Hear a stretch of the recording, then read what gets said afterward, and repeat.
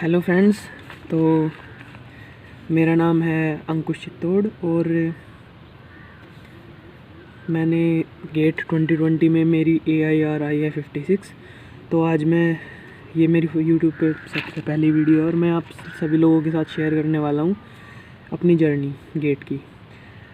Actually मैंने BTech एक ठीक से प्राइवेट कॉलेज से किया है, average private college MIET Meerut. तो स्टार्टिंग में तो अब मैं शुरू से ही थोड़ा बताता हूँ अपने बारे में। तो स्टार्टिंग से ही अब 12th तक हमने पढ़ाई की अच्छे से, मार्क्स वार्क्स अच्छे आए। उसके बाद बीटेक में गया, जब एडमिशन हुआ तो उसके बाद फिर हमने खूब मस्ती की। तो जो एक्चुअल गेट की जर्नी जो मेरी स्टार्ट होती है, वो मेरी जर्नी स्टार्ट हुई थी 4th ईयर से। तो 4th ईयर में हमने सोचा था कि हाँ गेट देना है और थोड़ा उसके लिए प्रिपेयर करना है।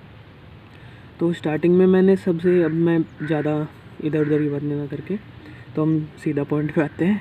तो सबसे पहले मैंने थर्मो स्टार्ट किया, क्योंकि थर्मो में सबसे ज़्यादा कॉन्फिडेंट था मैं। थर्मल मुझे सबसे ज़्यादा अच्छा लगता है और थर्मो में मैंने स्टार्ट किया। मैंने बिना किसी बुक से पढ़े हुए मैंने सीधा प्रीवियस ईयर क्वेश्चंस करने स्टार्ट कर दिए। तो थर्मो के क्वेश्चंस हो जाते थे, लगभग 80% क्वेश्चन हो जाते थे, 20% क्वेश्चन में मैं अटकता था।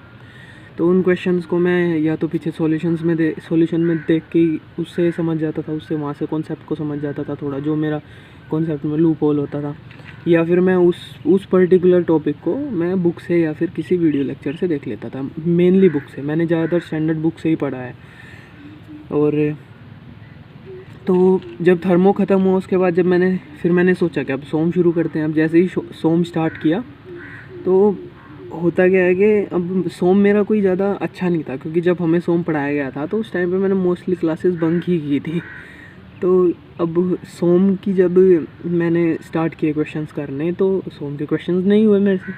1-2 क्वेश्चन होता था, फिर बाकी 10-15 क्वेश्चन नहीं होते थे।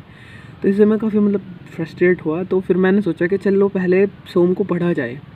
तो अब यहाँ पे मैंने जब पढ़ना शुरू किया सोम को, तो सोम के लिए मैंने एक बुक पढ़ी थी, स्टीफन टिमोशेंको उसका नाम है। आप में से काफ़ी लोगों को उसके बारे में पता भी होगा। काफ़ी अच्छी बुक है, शॉर्ट है उसको। हाँ ये है कि उसमें से समझने में टाइम लगता है, किसी को 2-3 रीडिंग लग जाती हैं।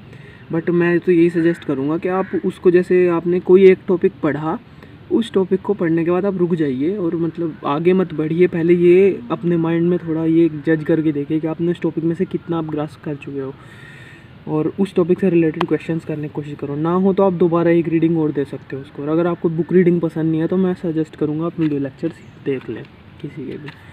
तो अब वहाँ से मैंने जब बुक पढ़ी तो सोम के कॉन्सेप्ट्स मेरे काफ़ी अच्छे हो गए उससे, और फिर मैंने सोम करना स्टार्ट किया। तो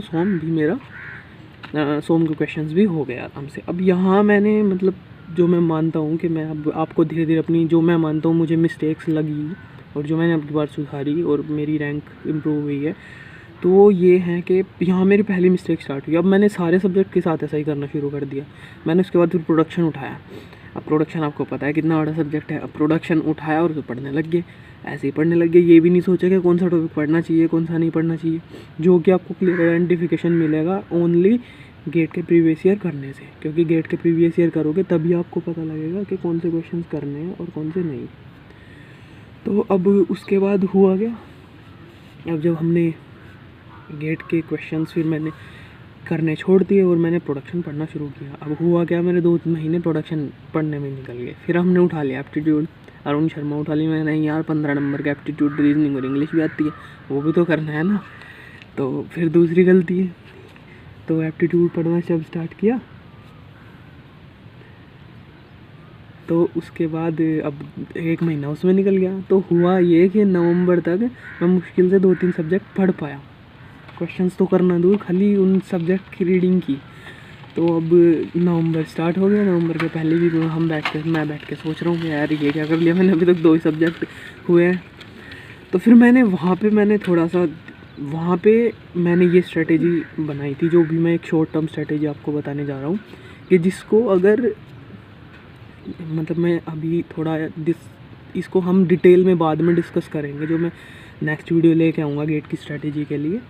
तो फिर मैंने वहाँ पे एक वीक यही डेडिकेट किया इसी चीज़ के लिए कि मैं पहले अपनी स्ट्रैटेजी बनाऊंगा और फिर से प्रॉपरली उसको एग्जीक्यूट करूँगा।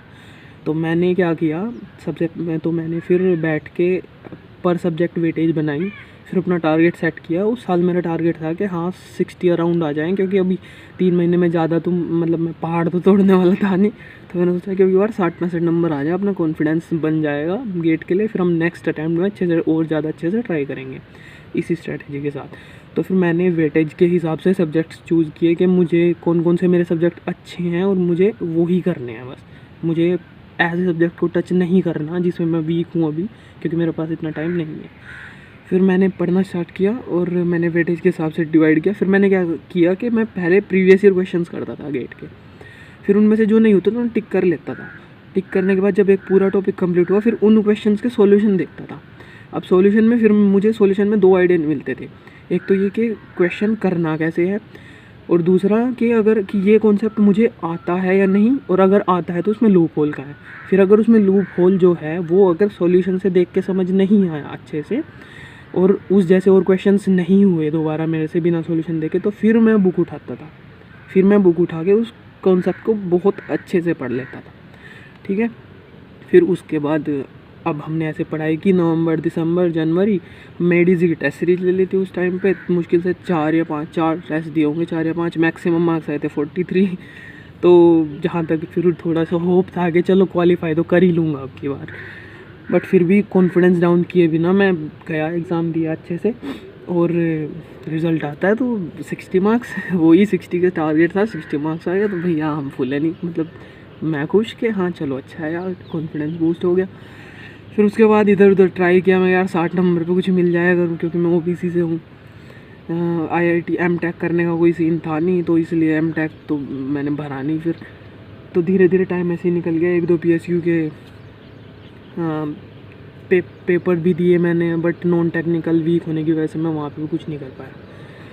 तो बात ये रही कि मैंने जहाँ पे भी टेस्ट दिए, जितने भी मैं फेल, मतलब किसी में भी मैं ऐसा नहीं कि वही जॉब मिल गई। तो उसके बाद फिर नेक्स्ट ईयर, फिर हमने अगस्त से मैंने 2018 की प्रिपरेशन करनी शुरू की। अब 2018 के लिए मैंने अच्छा पढ़ा। अब यहाँ मैं बताता हूँ आपको अपनी दूसरी मिस्टेक। पहली मिस्टेक मैंने बता दी कि बिना सोचे समझे बुक रीडिंग स्टार्ट कर दी या फिर वीडियो लेक्चर देखने स्टार्ट कर दी। ये मेरे हिसाब से पहली मिस्टेक है, क्योंकि बहुत ज़्यादा टाइम टेकिंग। अगर आपके पास 2 साल हैं तो ठीक है, करो, 1 साल पढ़ो, अच्छे से वीडियो लेक्चर्स देखो, फिर दूसरा साल प्रॉपर गेट को डेडिकेट करो। तो दूसरी गलती मेरी यहाँ से, जो पहली मैंने बता दी, अब दूसरी गलती मुझे लगती है वो ये थी कि मैंने पढ़ाई की, मैं नवंबर तक अच्छे से पढ़ा, नवंबर में आगे मेरी जो स्टडी था उसका ग्राफ डाउन हो गया। दिसंबर और जनवरी में मैं ज़्यादा सीरियस नहीं पढ़ा, क्योंकि नवंबर तक मैं सिलेबस कवर कर चुका था, प्रीवियस ईयर ख़त्म कर चुका था, 2 बार मैं उनसे बोर हो चुका था। फिर मैंने यहाँ पे मेरी थी कि मैंने नए क्वेश्चंस ट्राई नहीं किए। नए क्वेश्चंस ट्राई करने का जो मेन फ़ायदा है वो मुझे नहीं लगता ये कि आपके कॉन्सेप्ट ज़्यादा बिल्ड होंगे। कॉन्सेप्ट बिल्ड होते हैं, लेकिन इतने ज़्यादा आपको बिल्ड करने की कोई ज़रूरत नहीं है गेट में। आपको कॉन्सेप्ट, आपका एक क्वेश्चन को 2 बार करने से, एक टाइप के क्वेश्चन को दो बार करने से ही हो जाता है कॉन्सेप्ट बिल्ड। मेन चीज़ होता है कि आप अपने सिली मिस्टेक्स अवॉइड करें। वो होता है आपका जब आप क्वेश्चंस ज़्यादा करोगे। अब अगर आप एक ही टाइप के क्वेश्चंस बार बार करो, मान लो आप खाली गेट के क्वेश्चंस ही बार बार कर रहे हो, तो वो रेपिटेटिव हो जाता है। आपको पहले से ही पता होता है इस क्वेश्चन को कैसे करना है। तो आप नए क्वेश्चन, जब कोई नया क्वेश्चन गेट में आप काउंटर करोगे, तो उसमें आप क्या मिस्टेक कर सकते हैं नए क्वेश्चंस में, आप वो नहीं आइडेंटिफाई कर पाओगे, और that is the most important thing. Okay, तो मेरी सेकंड मिस्टेक ये थी कि मैंने नए क्वेश्चंस ट्राई नहीं किए, जिसकी वजह से मैं पुराने क्वेश्चन से बोर हो गया, और मैं दिसंबर जनवरी मैंने अपनी पढ़ाई का ग्राफ डाउन कर दिया। हुआ गया भाई, नवंबर तक हम अच्छे पढ़े, दिसंबर हाफ तक आते आते अपना ग्राफ डाउन हो गया। उसके बाद हम नहीं पढ़े, टेस्ट सीरीज़ खरीद ली थी मेडिजी की, लेकिन एक भी टेस्ट नहीं दिया। ठीक है, ये मेरी तीसरी मिस्टेक थी, टेस्ट सीरीज़ ना देना। ठीक है, 2018 का एग्ज़ाम दिया, एग्ज़ाम अच्छा हुआ, अटैम्प्ट बहुत हुआ। अटैम्प्ट मैंने लगभग 87 मार्क्स का किया, और जिसमें से मैं आपको बताऊं तो 83 मार्क्स के कॉन्सेप्चुअल बिल्कुल सही था, मतलब कॉन्सेप्ट कैसे लगाना है, कैसे सोल्व करना है, 83 मार्क्स का सही था। ठीक है, बट जो सिली मिस्टेक्स हैं वो मेरे इतने मार्क्स कटे सिली मिस्टेक्स के कि मेरे मार्क्स आए 70। तो अब 70 मार्क्स भैया, हम थोड़े खुश थोड़े दुखी। फिर सोचा कि चलो कोई नहीं यार, अब की बार 70 आया, नेक्स्ट टाइम 80 आ जाएंगे, 60 70 80 ठीक है। बट फिर वही नेक्स्ट टाइम फिर वही 1-2 PSU के फिर एग्ज़ाम देने लग गए हम, उनमें कुछ नहीं हुआ। फिर 2019 का, लेकिन फिर मैं सोचा कि नहीं यार गेट देंगे। फिर 2019 का फिर वही अगस्त से पढ़ाई शुरू की, धीरे धीरे पढ़ते रहे, नवंबर तक धीरे धीरे पढ़ा। अब की बार नए क्वेश्चंस कुछ ट्राई किए, ठीक है, बट अब की बार फिर वही काम, दिसंबर में आते आते फिर पढ़ाई डाउन। क्योंकि मेरा ऐसा है पर्सनली, मैं एक ऐसा इंसान हूँ, मैं ज़्यादा दिन नहीं पढ़ सकता। मैं ज़्यादा दिन और ज़्यादा देर पढ़ने से बोर हो जाता हूँ किसी चीज़ से। मतलब बोर नहीं होता इन द सेंस कि मैं डिसिप्लिन नहीं हूँ। एक्चुअली मैं डिसिप्लिन नहीं था कभी भी, अब लास्ट टाइम हुआ था, तो इस वजह से थोड़ा, इस वजह से अब की बार रैंक अच्छी आई है। तो हुआ क्या, फिर वहाँ पे हमने डिसिप्लिन अपना खोया दिसंबर में। फिर जनवरी जब आ गई, आधी जनवरी निकल गई, तब हम जागे कि यार तू तो वही मतलब 2018 वाला काम कर रहा है, अब की बार फिर वही होना है। फिर वही हम थोड़ा जागे नींद से, हमने एक्सर्जिक की टेस्ट सीरीज़ ले ली। टेस्ट सीरीज़ ले गए, 15 दिन थे, 15 दिन में लगभग 10 टेस्ट दिए। हाँ 7-8, हाँ 8-9 टेस्ट, 10 मैक्सिमम 10 मान लें, 10 टेस्ट दिए होंगे। और यहाँ पे थी अब मेरी ये नेक्स्ट मिस्टेक कि मैंने टेस्ट सीरीज़ तो दी, बट टेस्ट सीरीज़ को सीरियसली नहीं दिया। और टेस्ट सीरीज़ को कैसे देना होता है टेस्ट, इसके लिए भी मैं, अगर आप कहोगे तो इसके एक स्पेसिफिक वीडियो बना दूंगा कि टेस्ट सीरीज़ कैसे देनी होती है, टेस्ट सीरीज़ का सबसे ज़्यादा बेनिफिट कब होता है। अदरवाइज़ आप टेस्ट सीरीज़ देते रहो, कुछ फ़ायदा नहीं होता टेस्ट सीरीज़ में। चलो हम उसको बाद में डिस्कस करेंगे, अगर आप कहोगे तो मैं एक टेस्ट सीरीज़ के ऊपर ही वीडियो बना दूंगा बाद में, क्योंकि अभी टेस्ट सीरीज़ देने का टाइम है भी नहीं आपके लिए। ओके, तो फिर एग्ज़ाम दिया 19 का। अटैम्प्ट अब की बार भी अच्छा था, क्वेश्चंस हो रहे थे, ऐसी बात नहीं है, क्वेश्चंस होते थे कॉन्सेप्ट सही थे, बट वही सिली मिस्टेक्स हुई। अब की बार भी लगभग 82-83 मार्क्स का सही था, बट सिली मिस्टेक्स की वजह से मार्क्स आए 62.47। अब हमारे पैरों के नीचे ज़मीन खिसक गई। मैं यार अब की बार तो आगे जाने के बजाय हम पीछे आ गए उल्टा।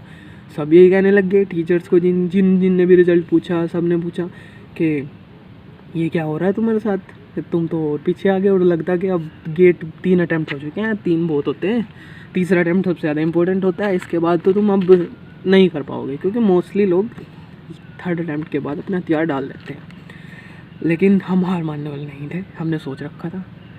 फिर मैंने 1-2 PSU के एग्ज़ाम दिया। अब SSC JEE भी नहीं भर रखा था, RRB JEE भी नहीं भर रखा था, कुछ नहीं भर रखा था, मतलब कोई ऑप्शन नहीं था, सारे ऑप्शन ख़त्म कर रखे थे मैंने अपने, खाली गेट के अलावा।